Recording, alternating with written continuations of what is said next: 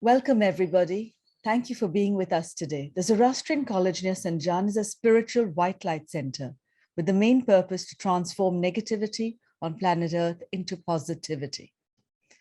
Shah Behram Varzavan Sahib is the spiritual power behind the scenes for all the work that we see is being done there. Dame Dr.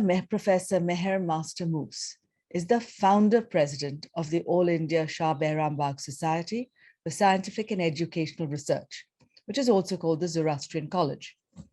It is an NGO in special consultative status with the United Nations ECOSOC. She is also the founder president of Matyish Monastery and Medicine Alternativa Societies, which are charity trusts registered in India. She has written 23 books on Zoroastrian religion, law, medicine alternativa, and is a recipient of many international awards.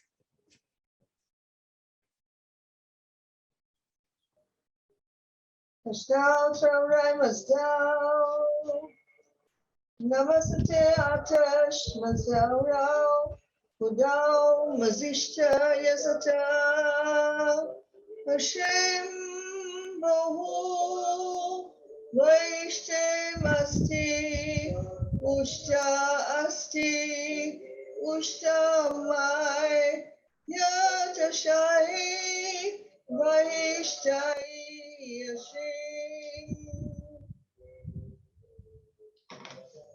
May the blessings of Dada Uramasta, Almighty Creator of the universe of light, energy, and matter, the blessings of all the Amesha Spenta, all the Yazata, all the Farokshi Faroha, the Mino, Dai, Ratu, Bakshure, Bakshuran, Ramsva, Ushos, Pitama, Zatrushta, Paigamba Sahib, the founder of the Masters, Zatrushta and Daina, the blessings of Shah Behram Varzavan Sahib, the Prince of Peace of the Aquarian Age, the blessings of all the good and holy departed souls, the founders of faiths, the rishis, the saints, may their blessings be bestowed on all the people of our planet Earth and all the living creatures who are evolving on it, and especially the organizers of this great conference of the Commission of the Status of Women at the United Nations, which is being held in March 2022. At the Zoroastrian College, we first of all give respect to our founders. Okay. Ustad Sahib Behram Shah Navroji Shah, who was the genius behind this, a very great spiritual soul of the Parsi community of India, and my late parents, Kekashwar Adesha Master and Amy Kekashu Master. We created this college with the purpose of creating a spiritual white light center where people from all over the world can come, where the ancient Matyish Zoroastrian wisdom of the sound of powerful Avasta mantras with the use of fire ceremonies for purification of earth, soil, water, atmosphere to restore the life force energy to planet Earth to enable transformation from negativity to positivity and light. This project is for the universal benefit of humanity. Good persons from any country in the world can come and stay here with their families to learn in a practical manner the mantras and texts and how to perform ceremonies. This powerful methodology they can take to their own home countries to establish similar centers all over the planet. And in this practical manner, the devastation caused by nuclear radioactivity can be reversed to life force. Between 72 to 100 persons, including families, can come and stay here to benefit when all the buildings of this project are fully completed. What is the work of the Zoroastrian College and how does it accomplish it? One of its activities is the annual World Congresses, which are held at the Russian Center for Science and Culture. These brochures show the work that is done for promoting good health for the people of the world, to bring about peace and prosperity for all the people of all the countries through good health. And people, not medical doctors who are qualified in allopathy, but here in India we have the Ayush, which is a system of all the different healthcare methods. People from all over the world come, from Russia, from Tajikistan, from Sri Lanka, from Europe, from Latin America, and everywhere around the world, people have been attending these world congresses for the last 35 years.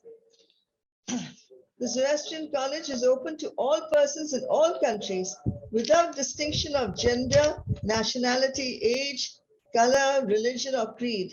It's a spiritual mother center for spreading the ancient cosmic wisdom and for development of other centers throughout the world. It promotes the Sustainable Development Goals of the United Nations Economic and Social Council.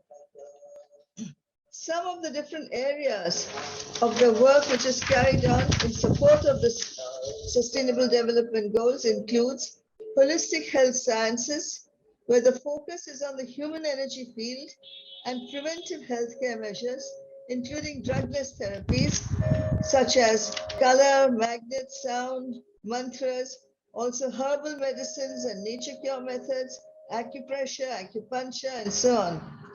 In the present situation of global health, which is afflicted by this COVID, these natural and low-cost methods can benefit people everywhere.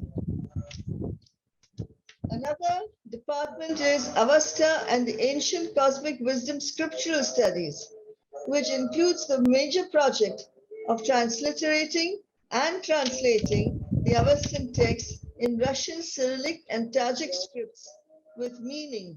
This is meant for promoting the universal message of Ashos Pitama Zarathustra for spiritually uplifting people everywhere in olden times who are living in the geographical areas of what was formerly the republics of the Soviet Union.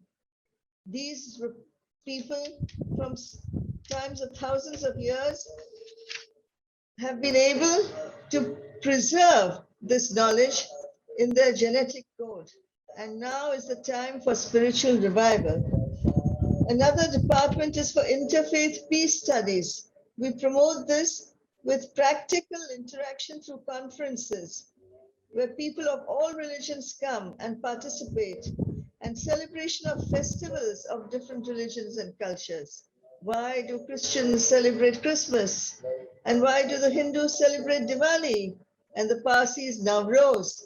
And let me wish from now, Navroz Mubarak, which has occurred on 21st March, which is an international holiday declared by the United Nations as the new year of the planet Earth. We have Iranian and Persian language studies, and most importantly, the Ecology and Environmental Studies Department, where water purification technology, which was brought to India from Kazakhstan by that great scientist, Viktor Ilyushin. He produced the best water purification technology in the whole world by putting into the well of the college grounds the demonstration equipment where the water can be transformed in such a manner that anaerobic bacteria cannot survive. All over the world, rural area village people can benefit from this technology. Low cost, using sunshine, using the colors of light, and using the fire energy of trees. We have the Astrology and Occult and Esoteric Mystic Sciences Department, which is a vast spiritual field, and more importantly, for the United Nations Sustainable Development Goal number 11 for cities, we have Vastu and the Vedic ancient scriptural wisdom of town planning, how to place a building on planet Earth in such a manner that the people residing not only in the building, but in that village, in that town, in that area are happy. And when happiness exists, then prosperity follows. We have open research for universal benefit of humanity, where anybody from any country in the world can come and avail of the research library facilities which are available in our college building. We have books which range from this magnificent volume written by late Dr. Bairam Shah Pithawala, In Search of Divine Light. We have Mitra Yazata, Mayor Yazat, who is guiding our work and activities. We have over several thousands of books on rare subjects and manuscripts.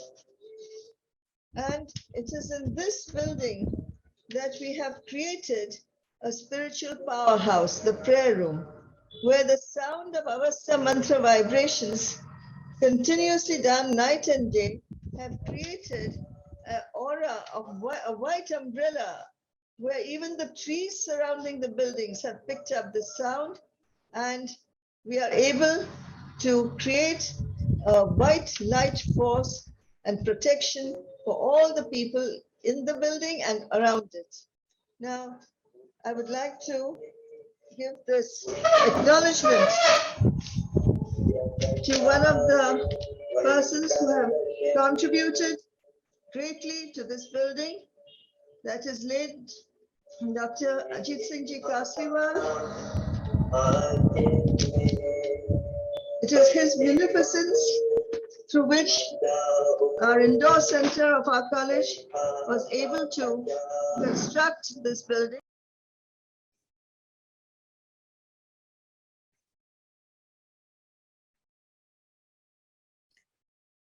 Our next speaker is Dr. Davish Jain, the Chancellor of the Prestige University. Dr. Davish Jain is a man full of experience and qualifications, with a DSc, DLit, PhD, and an MBA. He's the president of the Prestige Group of Industries, a business magnate in the area of agribusiness in India, focusing on the soybean industry, exporting to more than 40 countries. Currently, Dr. Davish Jain is also the chairman of the Prestige Education Foundation, which runs 9 institutions in 3 cities across central India and has more than 13,000 students in the higher education space for the last 26 years. He is the chancellor of the Prestige University, Indore, and a member of several consultative committees in Food Corporation of India and other areas. He has been unanimously nominated as the chairman of the SOPA, the Soybean Processors Association of India, for 6 terms, and is also the president of Central Organization for Oil Industry and Trade. A former president of Gwalior Management Association and member of National Food and Agro-Trade Industries, he's also been a speaker at many international fora. Dr. Jain has to his credit awards such as Man with a Vision and Mission, Icon of Madhya Pradesh, the world's greatest leader, and the prestigious Globe Oil 2021 award, among others. He is sponsored by the United States government in 1999 for an orientation program at the prestigious University of Illinois, and very recently was nominated as the Senior Vice President at the CEGR Center for Education Growth and Research, New Delhi. Dr. Ashima Joshi is the HOD, HROB, and General Management, Prestige Institute of Management, Devas, and part of the team. Namaskar. Good morning. There is no greater pillar of stability than a strong, free, educated, and healthy woman. Respected Madam Dr. Meher Master Moose, learned panel members on this virtual meeting, a very warm greetings of the day from Prestige Group India. Among several theories of origin of mankind, Genesis speaks of Adam and Eve, where God created Eve from Adam's ribs. The Indian scriptures have given Manu and Shatrupa as the first man and woman created by Lord Brahma. Hinduism, however, has a unique feature that I must highlight. Purush, the male, and Prakriti, nature or female, are symbolized as Shiva and Shakti, the two unifying energies that create life on the planet. My point here, friends, is that when nature and the God created the two genders equal, who are we to make these differences? India has, in the ancient times, always given highly respected status to women, even worshipping girls like goddesses. The status of women in India has been subject to many changes over the span of recorded Indian history. Yet, in the past few centuries, this equality was lost and the female gender was reduced in status till such a level that even the United Nations organization looks upon gender equality as a sustainability development goal. Madam, I must thank you for providing me the opportunity to share my views on the role of the women's health and education in the quest of gender equality under SDG number 5 in this August platform of the United Nations Conference CSW66. I would like to stress upon two aspects of gender equality: women's education and health, and my personal as well as Prestige Group India's contribution and endeavors to achieve the above as a part of the overall objective of gender equality.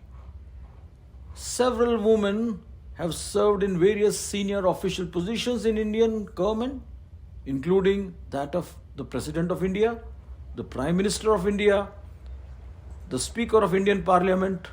However, many women in India continue to face significant difficulties. The rates of malnutrition are exceptionally high among adolescent girls and pregnant and lactating women in India, with repercussions for children's health. Prestige Group has been a harbinger of good news to these issues. We have for the last 45 years been making available, affordable and protein-enriched soybean products to the country that can help augment the largely vegetarian Indian woman diet. In addition, we have been operating co-educational higher education institutions for the last 27 years. It must be borne in mind that the medieval mindset, mainly fielded by foreign dominion for centuries, gave rise to the insecurity and disregard to the girl child and the adult females of India in all respects. Education was denied to the girl child since she was not expected to be a wage earner. Nutrition other than childbirth to women was denied since she was not expected to do hard labor in the farm, and also the fact that the protein-rich food like milk was costly. The net result had been rather unfortunate. While on an average, Indian consumes much less protein as a part of the diet, making up the calorie deficit with unhealthy carbohydrates. Now, adding fuel to the fire is the disparity in the dietary practices between two genders. The average Indian woman is highly deficient in protein consumption. I am proud to say that my revered father, Dr. Nandita Shah, who is Padma Shri awardee, a highest civilian award from Government of India, has led by example on both the areas I just spoke of. My sister is not only highly educated, she manages institutions as well. All daughters of the family are postgraduates, and we have medico daughters-in-laws. Let me spend the few minutes on positives of soybean. The wonder bean, much like the moringa leaf in Africa, has the potential to be the universal source of protein for all across the planet and prove a much needed succor to vegetarians, especially Indian women whose diets lacks milk and other essentials. Coming back to education, it is my strongest belief that emancipation of women in general and Indian ladies in particular lies in the education of the girl child. Of the over 55,000 alumni that have passed through the portals of prestige institutions in India over the past 27 years, I am proud to say that the girl students have not only grown in proportion over the years, they have also been occupying top and key positions in academic and overall performance. In order to make the nation and the world a safe place for girls with an equal opportunity to learn and earn and go beyond the level of their mothers, we need to provide opportunities to the young females of the country with avenues to discover their skills, hone their abilities, and perform right alongside their male counterparts. It is of the paramount importance that every woman believes in herself. Empowerment of women is essential in building a sustainable society. The Government of India has recognized these needs, and our present Prime Minister, Honorable Shri Narendra Modi ji, is particularly concerned that each state has been rolling out programs to promote education for the girl child. Prestige Group, on our part, has been growingly aware of our responsibility to the cause and has encouraged meritorious young women with financial and academic support. We can see the outcome of such effort in nearly all spheres of activity. Indian girls have been doing the country proud in recent times, whether in the sports arena or in the corporate leadership, political arena, or even beauty pageants. Our girls and ladies have proven to become world leaders. They all have just two things in common. They had education and they were fed well with balanced nutrition. My humble submission of my family's and the Prestige Group's contribution to the cause in the last 4.5 decades, which has now been recognized as a sustainability goal for the entire planet. In the end, I will conclude with thanking the chair and hoping to see the global white paper emerge that may give roadmap to the United Nations for allocating substantial resources in this direction, not just for India, but for the whole world at large. Thank you, friends. Jai Hind. Our next speaker is Mrs. Nandita Shah from Mumbai in India. She will present her paper on nanomix of zeolites and shungite for cleaning of toxins and purification of water and absorption of harmful radiation. She's extremely motivated and passionate about her two ongoing projects, teaching simple methods of water purification at home using zeolites and shungite at very low cost for the underprivileged women and the women staying in remote areas of the world where clean water is not accessible. By providing shungite pyramids that act as electromagnetic radiation shield to children going to school for free, these help absorb radiations, protecting and safeguarding the children from man-made electromagnetic fields, according to her explanation.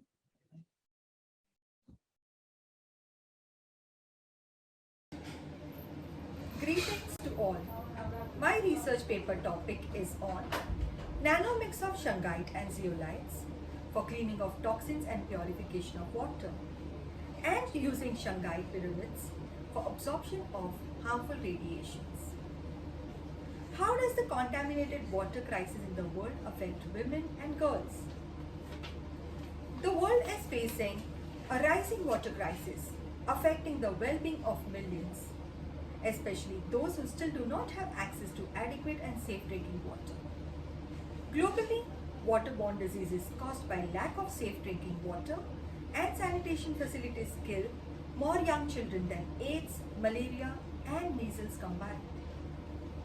It is estimated that 884 million people lack access to safe water worldwide. For women, the contaminated water crisis is personal. They are responsible for finding a resource their families need to survive, for drinking, cooking, sanitation, and hygiene. They may stand in line and wait for water, they may walk long distances to collect water, or they may pay exorbitant amounts of money to secure water. In their efforts to get water for their families, they often face an impossible choice: possible death due to illness from contaminated water. Today, women around the world will spend a collective 200 million hours collecting water, and this water can be contaminated. Water collection and finding a safe place to go are major activities of the day for millions of women. They are left with little to no time for work, school, or to care for the family. Without clean and hygienic water, women cannot live up to their full potential. Empower a woman with clean water and she can change her world. Access to safe water at homes give women hope, health, and opportunity. The access to clean air and clean water is a basic right. People with waterborne diseases occupy more than 50% of hospital beds across the world. Does the answer lie in building more hospitals? No. What is needed is to give them clean water. Clearly, sustainability of water resources, equitable access, and acceptable quality of drinking water for all will require more than capital investment in infrastructure and public sector water service institutions. In this seemingly dismal scenario, a simple method using miraculous gemstones, zeolites and shungite can solve the above problems. The aim is to ensure safe and clean water. Women all over the world want children and family to be free from waterborne diseases. For this, training in water quality monitoring and household methods of water purification is useful. My research paper shows a simple and a practical solution, and almost virtually free, to the world's one of the biggest problem by using nature's miracle. What are zeolites? Zeolites are minerals found in India, United States of America, and certain parts of Japan.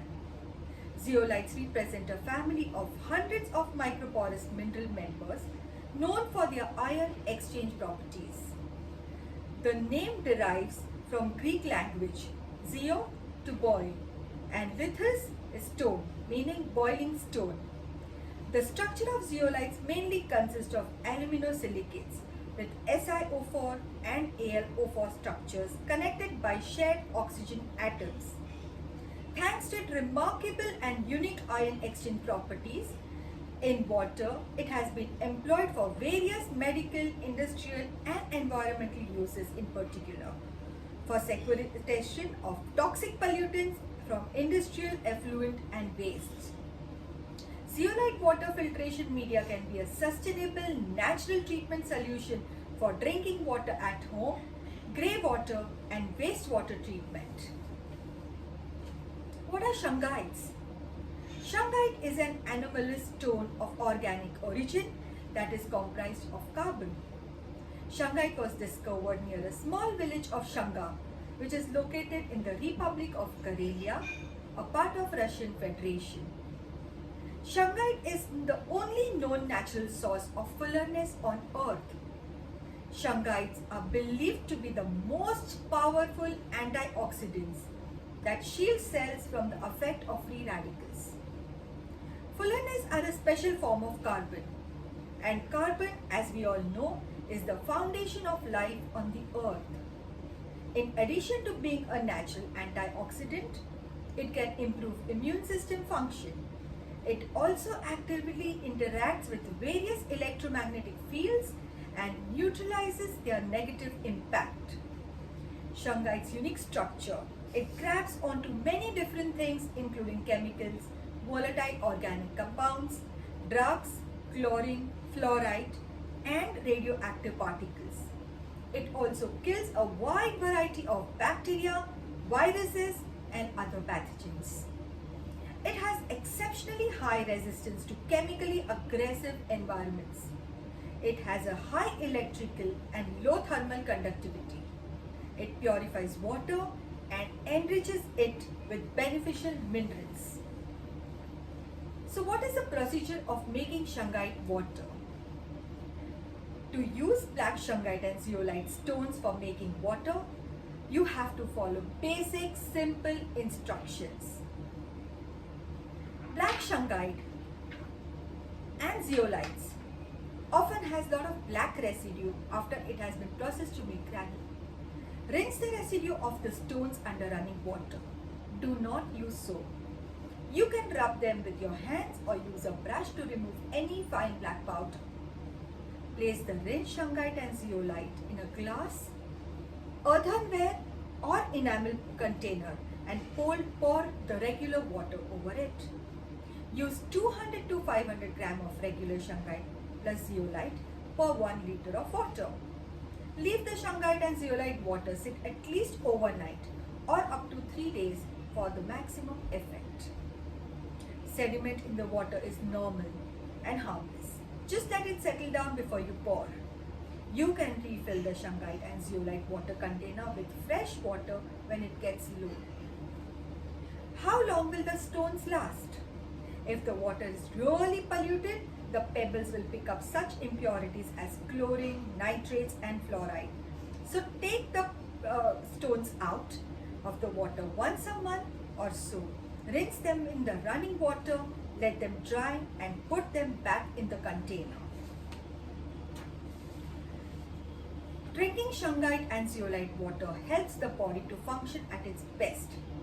It is proven now that shungite and zeolite water can neutralize a significant number of toxins because it holds a massive quantity of hydrogen, making it very effective for water purification. Shungite is an effective sorbent for removal of organic and inorganic substances, pathogenic bacteria, and heavy metals from contaminated water. Plainly speaking, shungite and zeolite water kills pathogenic bacteria and purifies water. Shungite and zeolite water fills water with oxygen, calcium, magnesium, and other essential mineral components while killing bacteria and removing pesticides, chlorine, and heavy metals. Bad taste and odors disappear too. Another good reason to drink shungite and zeolite water is because it contains natural antioxidants that neutralizes free radicals, which makes it beneficial to our cells and tissues.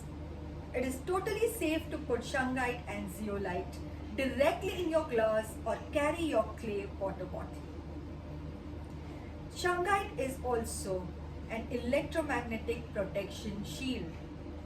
An extremely potent mineral, shungite is often called the ultimate bodyguard for its ability to provide protection from electromagnetic frequencies as well as to absorb toxic energies. We are being exposed to electromagnetic radiation constantly, at home, at work, traveling, or just walking around. We are practically swimming in the sea of electromagnetic waves. According to scientific research, it attenuates electromagnetic emissions, providing protection from harmful electromagnetic radiations. Shungite appears to transform dangerous man-made electromagnetic frequencies into waveforms that are more compatible with our biology. And it does not by eliminating, but by changing the properties of harmful radiations. Shungite's protective characteristics are present whether the stones are in direct contact with your body or just nearby. And the more shungite you have around the sources of radiations, the better job it is likely to do. Lastly, I would like to conclude. Women empowerment and feminism is not about making women stronger. Women are already very strong. It's about changing the way the world perceives that strength. Thank you. Our next speaker is Julia Matyish from Russia. Julia is a Russian lady born in Western Ukraine. She lives in Moscow. Her education is in linguistics and teaching, and she works as a mass media manager in television in Russia. Her family include her son and her daughter. Dear friends, thank you for your kind attention. A few days ago, I was having my morning coffee and my uncle called, who lives in Western Ukraine. He is 58, and he told me that maybe he will never talk to me ever again because he is taken to the army. If he doesn't call back in like 4 days, then maybe he is dead. And for me, it was a very hard and very personal touch of war. As if you can imagine that you never ever can talk more to that man whom you love, to whom your very nice and beautiful childhood memories are coming back when you think about your childhood. And at that time, I understood that some part of me has changed, and the old world, which I've got used to, is gone forever. So I have found myself in this brave new world. And what I've found is that it's full of COVID, of death, of threaten, and of hatred. Being a part of Russian and a part of Ukrainian, I love both of them. I never shared them in my memories. And I'm praying both for Ukraine and for Russia. I pray for people as well as for these countries, for their identity as human understanding of their culture. And the next day, thanks God, my uncle wasn't taken to army. He's 58, he's old enough, and but this changed my mind, this changed my universe and my personal vision of the world and what is happening in the world right now.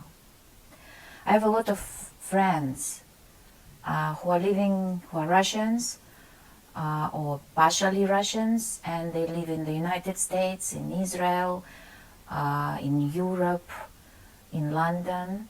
As well, I have a friend. We met with her in my childhood. We are what is called lifetime friends. We met at school, at the first year of school in Western Ukraine, in Lutsk. and we still were good friends for all these long years.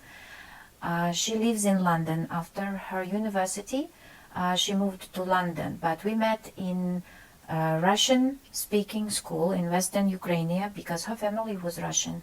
Her mama talked Russian, she talked Russian, most of her family talked Russian, and when she even moved to London, she talked Russian to her sons. So though her husband was an Englishman, and they were bilingual, they talked English and Russian both. And when all this happened at the Ukraine, after a few days, she called me to Moscow and we talked. It was a very hard talk for me because we talked in Russian, but she said that I'm the only person who she's talking Russian because she hates this language. She wants to forget that she knows it. She hates Russia, Russians, and so she was full of hatred.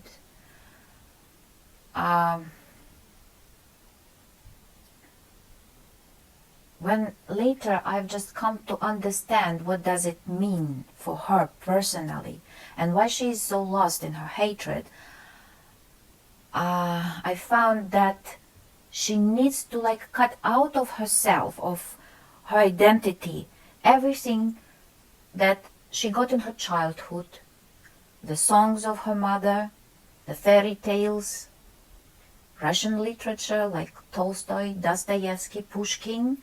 She all learned it in Russian, as well as mathematics, physics.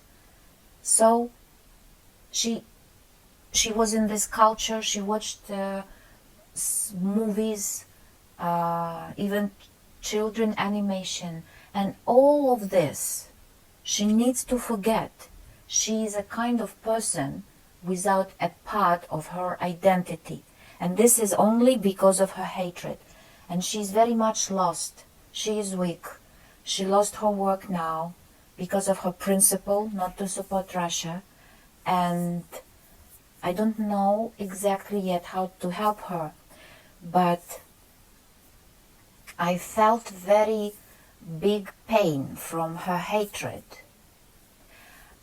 And we finished with that I'm also praying for Ukraine. I couldn't support my friend in her envy. All I could say is that I pray. I pray for Ukraine, for the land I love, for people I know and I love. And I pray for Russia, which I love too. I pray for peace. I pray for that these two countries remember maybe that they are close and they are united somehow, at least by territory, but also by culture, even by languages, by people, by their families. And you cannot cut one country from another.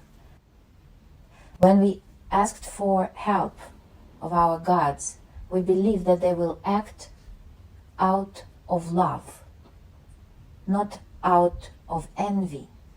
And that is very important. And that is why I'm always ready that the decisions and the actions of those to whom we pray can be different from those which we see. From here, from our point of view, from our ignorance, from our envy, from our hatred. So let's be prepared that things can be different from how we see them. And this story with my friend, with my closest friend from Ukraine, it showed me the threat of this hatred, which is everywhere now in the world. We are now combined not according to what we love or what we respect, but according to what or whom we hate. Let me tell you a nice Indian old story about the absolute God about Shiva and Maya. As an absolute god, Shiva was alone. He was the only one. He was total, but nobody could touch him. Very few could talk to him. One of those who could was Maya, and once she came and found Shiva very sad. What happens? Why are you so depressed? You see, Maya, I'm alone. I cannot talk to anybody. I cannot touch. I cannot experience. I cannot feel. I want to be entertained, kind of. Okay, no problem. Give me your stick. She bumped his stick into the floor, on the floor. And Shiva parted into millions, trillions of little Shivas who could communicate, they could play, they could talk, they could touch each other, they could feel something towards each other. But then the question, okay, Maya, but what's the game? What's the rule of the game? The rule of the game is that you won't remember that you are total, that you are union. And maybe this story will help us to remember that we are all a part of something. And at the same time, we are very strong personalities because only we can make choice. We can make choice for love or for hatred. And finally for war or for peace. I wish all of us make right choices inside of us, and I wish peace, love, serenity, balance to everybody. Thank you. The next speaker we have is Dr. Ushan Nair, a certified nutri-genomic and wellness consultant who has dedicated over 2 decades of service to healthcare, hospitals, and diagnostic industry at various management positions with renowned hospitals across Mumbai, Pune, Delhi, Hyderabad, and other places. She has served in the healthcare industry, complementary and alternative therapies, and believes in making a difference to people in need. She's a graduate in life sciences, a postgraduate diploma in medical laboratory technology, and has an MBA in hospital and healthcare.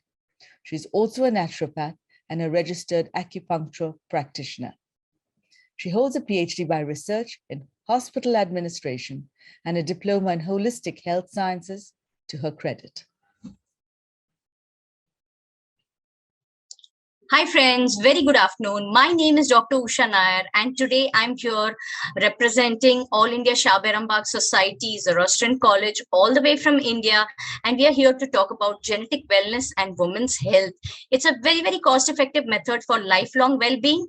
Basically, we are trying to correlate how the SDG 3 on good health and well-being is going to help us ensure healthy lives and promote well-being, especially for women in today's world when we talk about it at the CSW66. Well, I am Dr. Ushan Nair, a certified nutrigenomic wellness consultant and a naturopath, registered acupuncturist in India, spent 2+ decades in hospitals, healthcare, and diagnostics, cumulated with practice in complementary and alternative therapies for over 3 decades now. As part of my work in the social impact initiative space on women empowerment, I have worked for the chairperson of the Maharashtra State Commission for Women, even for healthcare and skilling initiatives. Since 1997, I have been on a roll, bagging countless appreciation and speaker awards. I've achieved widespread recognition on paper presentations of color therapy, science of acupuncture, genetic wellness, inter alia in international conferences. As a result, international peer groups of complementary and alternative medicine have also appreciated the efforts. One of my exhibit how I've been striving beyond expectations was while leading the blood donation drive campaign carried out across 33 campuses of my institute and 11 different venues of Symbiosis in Pune. My focus on holistic wellness has helped several people get their life back renewed and revived. Well, when we talk about the Sustainable Development Goal 3, good health and well-being, it is estimated by 2030. Well, friends, let's correlate Sustainable Development Goal SDG 3, good health and well-being, with precisely what I have to mention about the genetic wellness today. Well, human life on planet Earth, if you see the world statistics, population is growing at 780 crores, birth rate is 13 crores, the death rate is 5 crores. But when we also talk about India, the population is about 139.1 crores today, birth rate is 2.7 crores, and death rate is 98 lakhs. Well, I take it with the Indian context because for the last 5 years, I've been working on genetic wellness for everybody, treating right from depression, panic disorders, stress, obesity, diabetes, helping to reverse all these conditions and help people stay healthy a natural way with your regular daily foods, water, sleep, your basic minimal activity or exercise regimes, and yes, staying peaceful mentally. Well, again, if we have to correlate, if you take a look at what are the various kinds of issues and why are we talking about this genetic wellness, what is it all about? In fact, as per Ayurveda, the human body can live up to 120 years through healthy living. But the world statistics, men are surviving till about just 70.8 years, women 75.6 globally, and on an average both, it comes to only 73.2 years. That is almost half of what actually human beings can survive.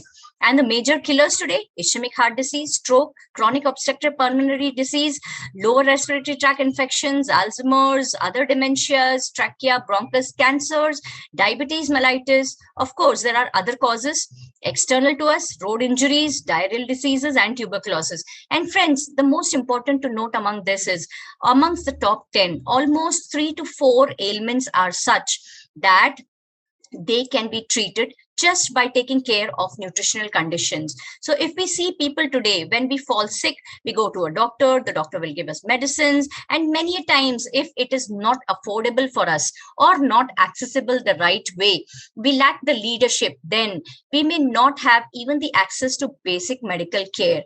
So that is precisely where nutrition comes into our lives. Because what is it that we have? Our bodies is what nutrition provides to us. If we give it the optimum nutrition, whether it is vitamins, minerals, herbs, whether it is rare elements, micronutrients, you supply your body with the best nutrition, and your body is the best doctor, is what is the bottom line of naturopathy. So basically, where does the DNA lie, and what is the significance of this DNA in our lives? Well, DNA is within your human body. Is made up of systems is made up of organs is made up of tissues is made up of cells. Our cells, we study in our basic biology in our lower grades, is our cells have a nucleus. Nucleus has some chromosomes or chromatin material, which has your DNA. DNA precisely gives you all your characters, traits, inherent diseases, disorders. Today, science, after the Human Genome Project, which happened between 1990 to 2003, has been able to prove and give us scientific evidence that our nutrition can trigger or suppress certain genetic diseases, certain inherent traits. So if people have to stay healthy, the simplest thing is all of us have saliva. And in today's times, with saliva, genes can be segregated and the root cause for any specific ailment can be detected. This is the simplest, non-invasive, non-hurtful, and it can be done for even a one-day baby. Why? One, because the genes is fixed. We do not change our parents once we are born, and the genetic material is with us for life. And second, it is very, very simple because even a one-day baby will have saliva. It is the simplest because it is very convenient and it is very precise. It is a predictive technology. Well, if you see the various stages of a woman's life, what is it that happens between 20s and 30s? It's a time of choices, balancing career and family, doing a lot. Late 30s to 40s, a time for change, hormonal change of premenopause. Late 30s to 50s, a time of live well, managing chronic diseases. Why do women have to go through so much? But still, if you see the major causes, common health concerns in women, depression, diet, chronic ailments, There is PCOD, there is hormonal imbalances, there is education, illiteracy, right to basic menstrual hygiene, everything exists. And if a woman is able to take care of herself with understanding what is it she holds in future for herself at a cost of less than $1 per day, if a woman has to stay healthy for the next 20 years, it is so cost effective. Spend less than $1 a day and stay healthy for life. Know the root cause of your ailments. It can be about metabolic health. It can be about emotional health. It can be about hormonal health, bone and joint health, skin and hair health. It can be about upcoming cancers. Do you know, friends, simple cancers can be triggered by long-term, lifetime genetic deficiency of a combination of vitamin B12 and vitamin D. It affects your metabolism. It will cause other imbalances, deficiencies, and it will trigger the immunity, that is the inflammation. Inflammation will lead you to cancer. It will lead you to TB. It will lead you to asthma. It will lead you to a lot of healthcare ailments, which is today's woman not really worth it. Why not? Because she takes care of not just herself, she takes care of the entire family, the entire community, the entire society. And today, women are also in the forefront in the corporate world. So why not take care of yourself today? We have ways and means, and genetics is an upcoming technology. It is a disruptive technology in healthcare. It is about knowing yourself, getting a GPS for you to take your life ahead, staying healthy for life. So women, indulge in some self-care. Do some good reading, listen to some good music, do some good meditation, take care of your menstrual hygiene, take care of your physical fitness, have good nutrients, supplements, a lot of ample water, stay hydrated, have a good, wonderful sleep. That is where your body heals yourself. Have healthy food. It is all about taking personal responsibility for your own physical, emotional, intellectual, and spiritual health.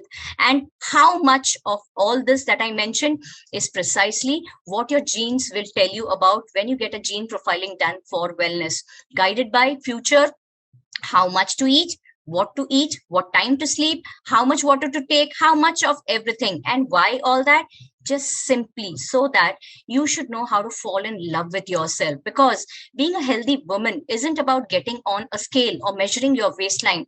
We need to start focusing on what matters, on how we feel and how we feel about ourselves. Yes, our DNA is there to guide us. Science has advanced, science has enhanced. It will tell us what is come with us as our barrier and our first two levels of immunity, that is the innate immunity, that is hereditary. But today, after corona, we understand how much significance vitamin D, supplements, zinc, magnesium, everything had in building that adaptive immunity to fight the external diseases and ailments that may come up anytime, anywhere, and any minute. So discover the amazing world of human genetics, become a part of the genetic revolution in India. It is basically simply to crack your genetic code, because when you're born, genetics can tell you what is it that you will have in future, and you can take control, take charge of your health, take control of your health in your own hands, and it is possible today. Basically, yes, we talk about taking care of yourself and taking it's just that you cannot pour from an empty cup. So let us then basically decide what is it that should be there in the cup to take care of our health. Signing off from here, this is again Dr. Ushan Nair from India. I am a genetic wellness holistic coach, and my details are down below, and I can be connected anytime. Thank you so much, and really look forward to incorporating and strongly suggesting the genetic wellness technology as something which can reach the ground level of the women who are not even able to get the bare minimum nutrition as a big predictive, precision, and preventive healthcare modality for the future. Thank you so much. Bye-bye. Welcome back. For our next speaker, Dr. Narendra Umrikar. He is a Vastu specialist and consultant and founder of Astro Booster and Vastu Spadhan. An engineer by training and an astrologer by inclination, he's developed the unique Astro Booster software based on Ashtak Varka system. A unique method, as he explains, to access the strength and support of planets in Indian astrology. He established the Astro Booster Astrology Center in the year 2016. He's invited as a speaker to many international conferences, including the International Congress on Restorative and Alternative Medicine, held in Vienna in 2017. He has a Vastu research team, which he had led to Cambodia. He is at the Zoroastrian College Pune Center head and has over 60 thesis doctorate degree candidates guided by him to progress in the field of Vastu.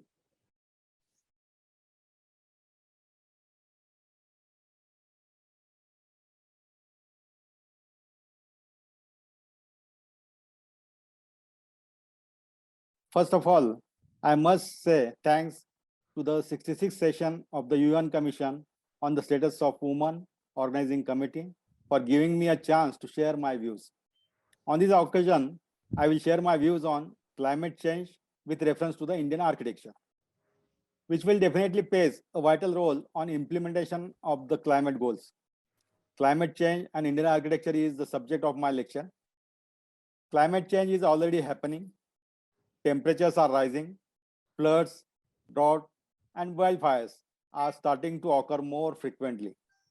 Rainfall patterns are shifting, glaciers and snow are melting, and global mean sea level is rising. There is also one of the urgent problem of air pollution in the capital, an area that also has very high CO2 emissions. The pandemic has highlighted the alarming urgency of climate change. Climate change and environmental protection are priority issues.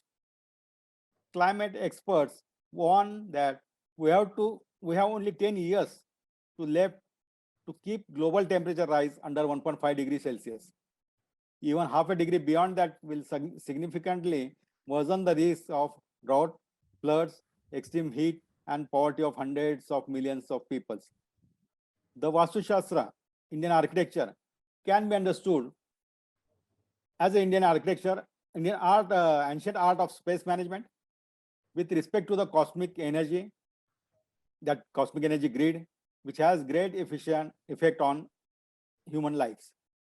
Architects, the structure which are planned and constructed according to the Vastu principle are more auspicious and durable when compared to those without considered of Vastu principles.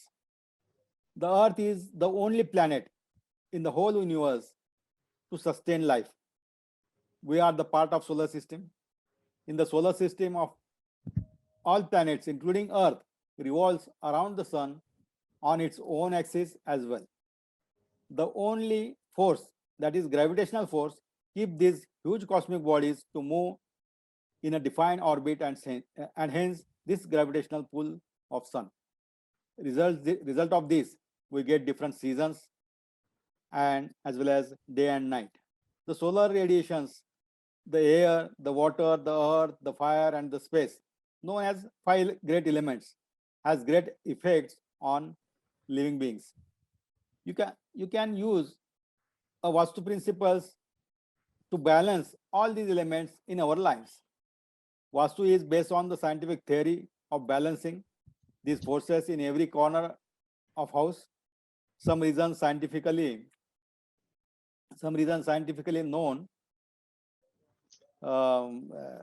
that these forces in even corner of the house, some are yet to be researched.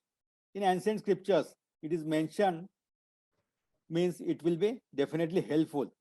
The basic ancient Indian architecture principles and techniques of Vastu Shastra, which are related to the environment, conservation, and that a common man can implement while planning his home or office or industry, etc. I will highlight few recommendations given in Vastu Shastra which are eco-friendly and aims to create a balance between living beings, their houses, and the environment. These techniques and principles are valid for every country or whole world. Since its origin began in India by ancient sages of India, its primary focus geographical solar, wind, water, and conditions of the India. With its implementation during the planning and the construction of the structure one can bring prosperity and peace in its family and can live healthy, wealthy life without harming the environment. Vastu Shastra is an ancient Indian knowledge of the art, science of architecture as formulated in prehistoric time through the early modern period. Knowledge of Vastu Shastra is believed in Indian thought to have been passed down orally over thousands of years. Human beings have passed this knowledge down through the generation with some modification along with the way to make it consistent with the need of the time. Originally, Vastu Shastra was conceived of as a art only, but in more recent decades, at present stage, Vastu Shastra emerges again as a few fashion style in India and architecture, and as a Indian architecture. Especially, it is validity and scientific base. Vastu Shastra is a science of past. If it is so, then it must prove its result with reasons, because science always demands explanation and reason. Now the question arises: why what energy adopts the Vastu Shastra? We are living in unsteady universe, which is continuously moving, for which it requires lot of energy. The energy ties every material in universe with each other in the form of forces. Similarly, man on the earth tied with the nature, and nature in turn with the different energies and forces which influences on earth, such as solar radiation, magnetic field, gravitational force, intensity and direction of wind. Energy ties every material in universe with each other in the form of various forces. Every material in the universe radiates some energy at its own specific frequencies. Also, these forces and energies influence on the earth individually or by combining with each other. Then question arises, why one should follow Vastu? Vastu Shastra is an ancient building science which covers the philosophy and theory of architectural works to construct any building.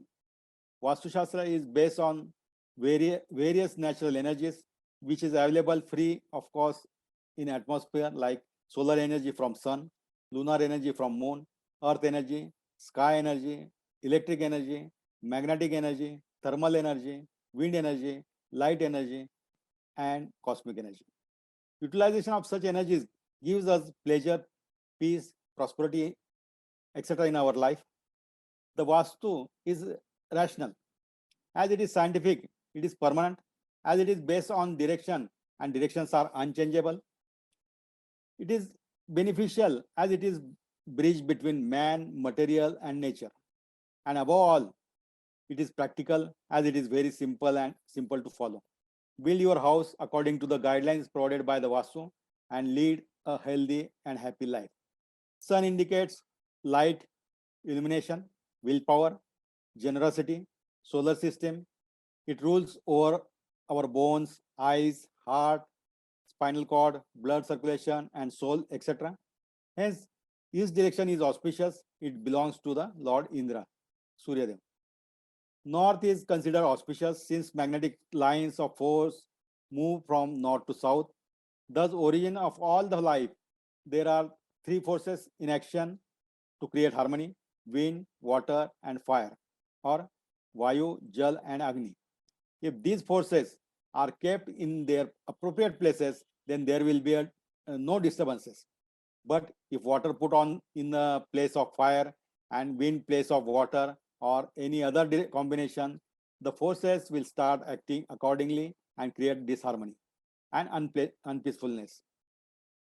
Directions and orientation have great prominence in Vastu. It is very important since it sites respect fixed form that will radiate positive as well as negative energies depending on the location, orientation.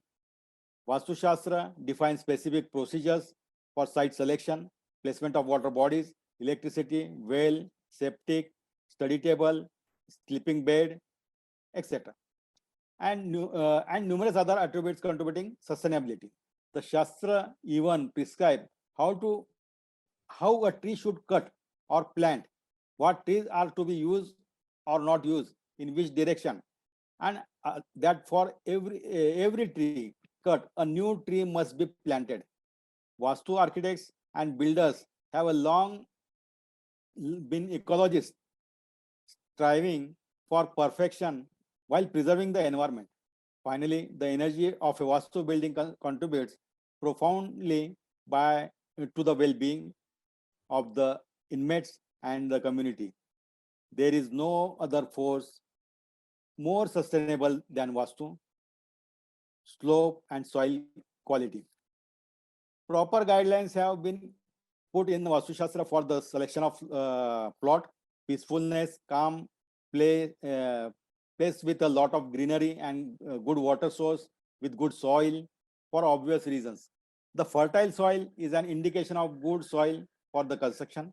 While purchasing a piece of land, it is good idea to stand on the land and feel its vibration for a few moments. If you feel positive about considering then consider to buy the land. If not, it is probably not good for you. The reasoning is that it is always advisable to trust your instinct, but make sure you are not influenced by anything or anyone else for good reason. This is an ancient architectural knowledge in relation to the idea of sustainable development. It informs that the complicated problems of urbanization and overpopulated cities of today. So the public should follow Vastu on the scientific grounds with proper reason. It should be kept in mind that Vastu principles are vary from region to region, depending upon the climatic condition, and are not to be blindly followed or applicable to all the regions in a similar manner. Vastu Shastra is an ancient Indian science dealing with construction, technology, and the techniques for building environment friendly, which are in a harmony with nature, cosmic force, and the universe. There is nothing wrong in learning and adopting principles from past. So accept those principles which yield to reasons and logic are based on the cause and effect relationship. After that talk, let us now welcome Dr. Seema Gala. Dr. Seema Taral Gala is an ex-corporator from Vapi, whose dedication and expertise as a leader and representative of her constituency have helped advance gender equality and women's empowerment in many ways. She has always been a staunch supporter of the egalitarian society and is an educator by profession. Her decades of experience, her multifaceted accomplishments include being 5-time National Rifle Shooting Champion, where she has been given the Tamra Patra by the government of Maharashtra and has been awarded the title of Renowned Shot by the government of India. This comes from her being trained in National Cadet Corps, which is the youth development movement of the Indian Armed Forces. She has a doctorate in Jainism through the Zoroastrian College. She's also a full-time mother and part-time motivational speaker. Except politics. If technology is applied at the local level, the engagement of the people will improve significantly. The fluctuations in the fund being given to the local government need to be considered as another big issue ahead. Lack of funds being received by the local government reduces the scope of work and improvement in that particular area. Also, the checkpoints for the cash flow and its tracking has to be increased if one wishes for the better fund and resource utilization. Urgent measures need to be taken to pass the 33% Women's Reservation Bill in the lower house, which has been pending for almost 2 decades. Other initiatives that government can take are introducing political mentoring to the system, holding seminars and training programs for promoting women's participation in political parties. Here are some good news. The Indian government has started to realize these facts and has been bringing more and more women up front. From a country where most of the girls' parents have a conserved mentality to becoming a country where all its financial decisions are made by a woman, I feel we are heading in the right direction. In the local government itself, women are given 33% of reservations, which now most of the states have increased to 50%. Women leaders like Nirmala Sitharaman, Smriti Irani, etc., leading the front, set a better example and encourage more and more women to join politics. A study shows that women leaders have been quite robust in decision-making process of the local government, and most of them have been re-elected from their wards. The fund utilization percentages by women councillors have been very impressive, being from 60% to 90% and rarely fallen below 50%. The UN has adopted 17 SDGs as a universal call to action to end poverty, protect the planet and ensure that by 2030 all the people enjoy peace and prosperity. The purpose of my speech is in the support of SDGs 5, 11 and 16. Thank you. Namaste. Now, as we approach the end of this program, our final speaker is Dr. Manju Jain, the head of the Zoroastrian College Jain Department, Bhaktamar Division. She's a firm believer in the power of mantra therapy, especially recitation of the Jain Bhaktamar mantra with faith. She encourages people to study Bhaktamar mantra therapy and use it for solving many kinds of problems in daily life, ranging from health issues, finance, relationships, etc. She has created many centers throughout India and abroad, including the United States of America. She is highly respected in the Jain community for the work she is doing in support of the United Nations Sustainable Development Goals. It has been my pleasure to be with you today. I'm a firm believer in teams and families and in the synergy between science, faith, and belief so that the good of all can be brought about. With that, I hand over to Dr. Manju Jain. Women empowerment through sustainable development of United Nations goals by chanting Bhaktamar, the 48 shlokas of Bhaktamar, 48 magical tools, empowering women for higher education globally, supporting United Nations Millennium Goals. Goal number 3, ensure healthy lives and promote well-being of all at all ages. Goal number 4, ensure inclusive and equitable quality education and promote lifelong learning opportunity for all. Achieve gender equality and goal number 6, ensure availability and sustainable development of water and sanitization for all. So what is the genesis of Bhaktamar? Understanding Bhaktamar, the 48 shlokas and the meanings, pronunciation of shloka, specific shloka for treatment of cancer, process of chanting the shloka, process of meditating on all the shlokas, prerequisites of all the process, and how frequencies work on the cellular level and DNA level. Power of Bhaktamar Stotra. Bhaktamar Stotra is a very powerful tool of Jainism. It has solutions to all problems faced by human beings if chanted methodically with full faith. The word mantra means tool of mind and language of human spirituality.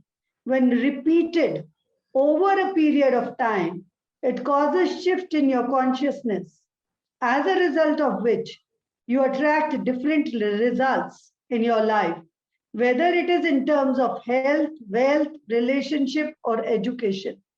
Your life goes on smoothly.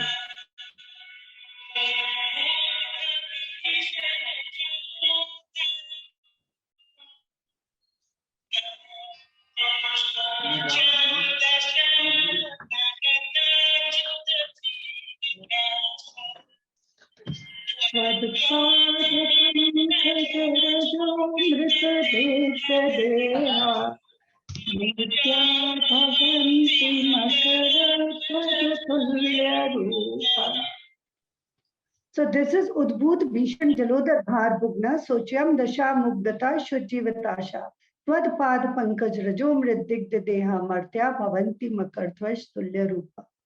Om Namo Bhagavati Shudro Padra Shanti Karini Rog Kashti Jarok Shamnam Shantin Kurkuru Swaha. Om Rim Bhagavate Bhai Bhishan Haray Nama. Om Namo Namiud Atte Matte Shudra Vikatte Shudra Pidam Jathar Pidam Bhanje Bhanje Sarv Pidam Sarva Rog Nivaranam Kurukuru Swaha. So this is a cure for all type of diseases everywhere.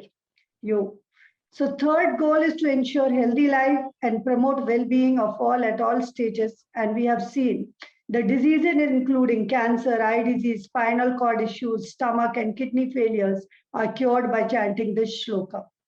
Headache for second number. Then United Nations goal number 4. Ensure inclusive and equitable quality education and promote lifelong learning opportunities. The aim was to present study to improve the intellectual capacity of academically weak students through chanting of 6 shloka of Bhaktamar Sutra and Pranayam. Hypothesis, chanting 6 shloka of Bhaktamar, the IQ of students. Swardhara Pranayam will improve the academic performance.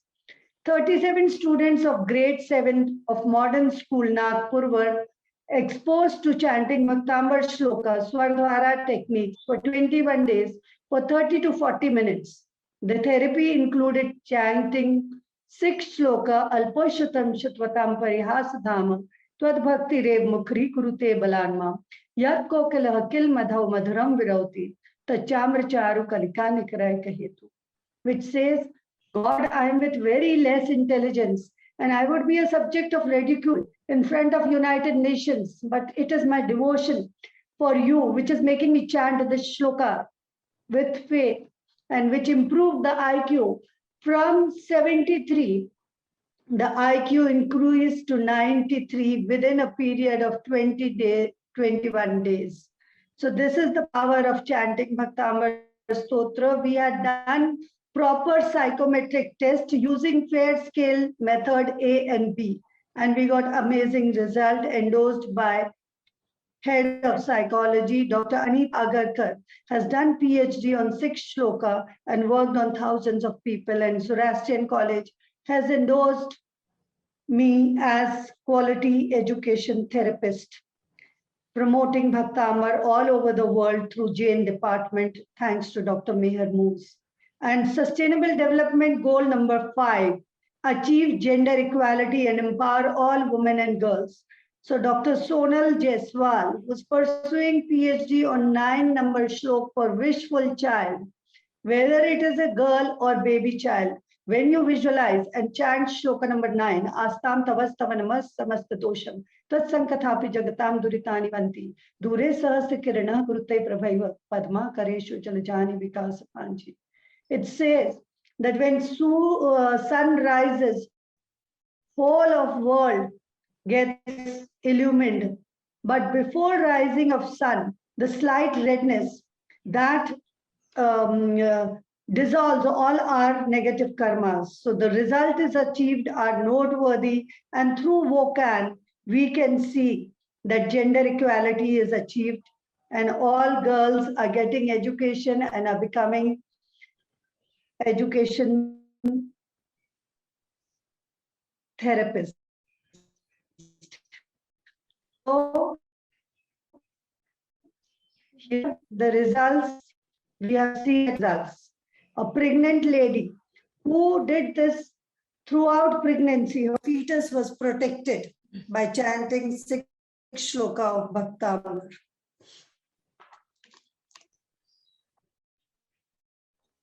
So the results are amazing and noteworthy. And we see that next slide, which is goal, where you can get jobs. job by chanting 19 number shlok, and it has spread like wildfire in United Nations, where by chanting this shloka, they have been able to get jobs, they have been able to get promotions, and they have formed a proper band wherein they come in red t-shirts and they play shloka 19. Kim sarvarishu ashinayi vipastataha sunata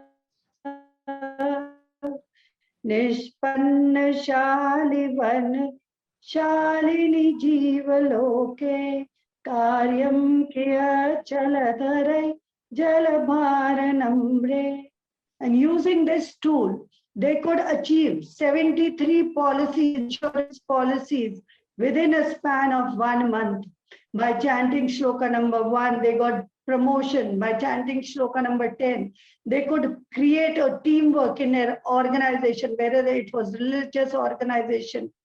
And goal number 6, which ensures availability and sustainable management of water and sanitization for all. So this 11 number shloka, which purifies water, which turns salty water into sweet water, which I experimented myself in my well.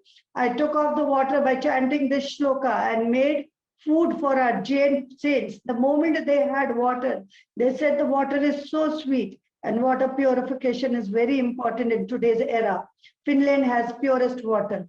Now, goal number 17, strengthen the means of implementation and revitalize the global partnership. So here we are global ambassadors for peace, and we are working on 48 shloka, which will give you peace and abundance. So whoever will chant the 48 shlokas will form a garland around his neck through throat.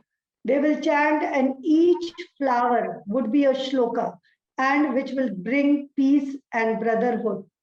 So universal brotherhood. So I am going to chant the last shloka of Bhaktambar, which will bring abundance and universal brotherhood, peace. Stotra srajam tava jinendra guner nibadhyam bhaktya maya ruchir varna vichitra pushpam datte janoya iha kantagata majastram tamman tungamavasam samupayati lakshmi tamman tungamavasam samupayati lakshmi. Already 26 PhD done on various shlokas, and current year 10 PhDs are in process. And we aim to certify people through Bhaktambar Stotra, a drugless therapy and a wellness tool for health, wealth, and education. With this, I thank my mentor, Dr. Meher Moose, who brought me and who had sent my research to WHO. Before Sustainable Development Goal, US Millennium Goal was drugless therapy. And through that drugless therapy, we have educated millions and millions of people. I'm Dr. Manju Jain, working on this drugless therapy. I've been traveling for past decade all over the world, teaching the power of mantras and sound vibration and how they affect your cellular level. I would like Dr. Meher Moose to speak few words on my research work. We thank you all for being with us, and I'll hand over to Dr. Veena Adige for a vote of thanks. Veena ji, over to you. Namaste. Hello everybody. I take this opportunity to thank you all on behalf of All India Shah Behram Society for Scientific and Educational Research. I thank the NGO CSW66 Forum for giving us this opportunity to present our session and many more in the future. I thank all our speakers for their excellent presentation. Thank you, Madam Meher Master Moose, Founder President of our NGO. Special thanks to Dr. Devish Jain, Chancellor Prestige University, Nandita Shah, Julia Matyish from Russia, Dr. Ushan Nair, Dr. Narendra Umrikar, Dr. Seema Gala, and Dr. Manju Jain for their excellent presentations. Special thanks to Karishma Koka for anchoring this session. And a very big thank you to all our viewers who took time to attend our parallel event. Thank you all for your support. Questions can please be sent at the email addresses given during the session. Thank you so much, everybody.